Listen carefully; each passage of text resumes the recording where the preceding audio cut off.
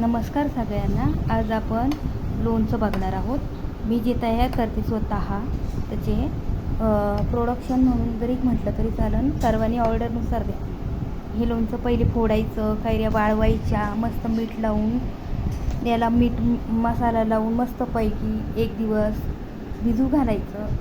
त्यानंतर तेल टाकून मोहरी, लवंग, काळे मिरे, आवडीनुसार मसाला टाकून एकत्र भिजवायचं किंवा ठेवायचं मस्तपैकी. हे लोणचं 1 वर्ष तरी सहजासहजी टिक याला पाहिजे. त्यांनी ऑर्डर अवश्य करा. ऑर्डरनुसार लोणचं तुम्हाला पोच केलं.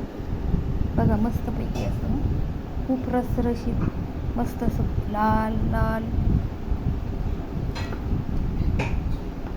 हे किती छान मुरलेलं आहे. गोड आंबट तिखट अशी मस्त चव येते. लहानांपासून मोठ्यांपर्यंत खाऊ शकतात.